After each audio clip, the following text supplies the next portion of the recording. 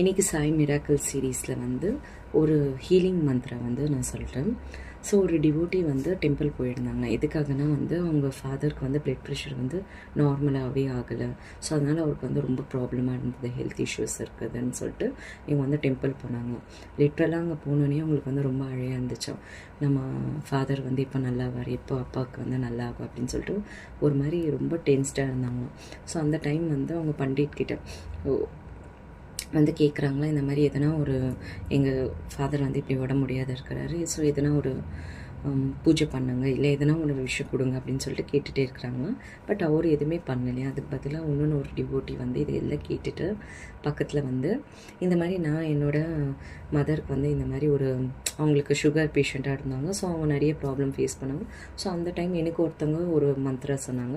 So அதை நான் சேன் பண்ணிகிட்டே இருக்கும்போது எனக்கு எல்லாமே எங்கள் மம்மி வந்து இப்போ நல்லா இருக்காங்க அப்படின்னு சொல்லிட்டு சொன்னாங்க.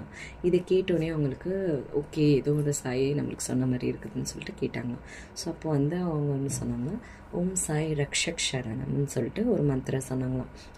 ஸோ ஓம் சாய் ரக்ஷக் மந்த்ரானா, ரக்ஷக்ன்றது சான்ஸ்கிரிட் வருது, ரக்ஷா பண்ணுறது அப்படின்னு சொல்லிட்டு சொல்லுவாங்க. அது எப்படின்னா வந்து நம்மளை ப்ரொடெக்ட் பண்ணுறாரு, நம்மளை காப்பாற்றுறாரு, நம்மளை சரௌண்ட் பண்ணி சாய் இருக்கிறாரு அப்படின்னு சொல்லிட்டு தான் அதுக்கு மீனிங் ரக்ஷத்துக்கு. ஸோ ஓம் சாய் ரக்ஷக் சரணம். ஸோ இதை கண்டினியூஸாக நம்ம 108 டைம்ஸ் நம்ம வந்து சொல்லிகிட்டே வரும்போது நம்ம எந்த ஒரு சிச்சுவேஷனில் ஹெல்த் இஷ்யூவில் இருந்தாலும் அது வந்து க்யூர் ஆகிடும்னு சொல்லிட்டு இந்த மந்த்ரா வந்து நம்ம பார்த்துருக்கோம்.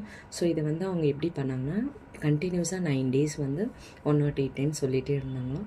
9th day அவங்க வந்து ஹாஸ்பிட்டல் போய் பார்த்துருக்காங்க. அப்போ அவரோட பிளட் ப்ரெஷர் வந்து நார்மலாக இருக்குது, இப்போ வந்து அவருக்கு எந்த இதுவும் இல்லை அப்படின்னு சொல்லிட்டு தெரிஞ்சிச்சா. ஸோ சாய் வந்து ப்ரொடெக்ட் பண்ணிகிட்டே இருக்கிறாரு நம்மளுக்கு அப்படின்னு சொல்லிட்டு அவங்க ரொம்ப ஃபீல் பண்ணாங்க.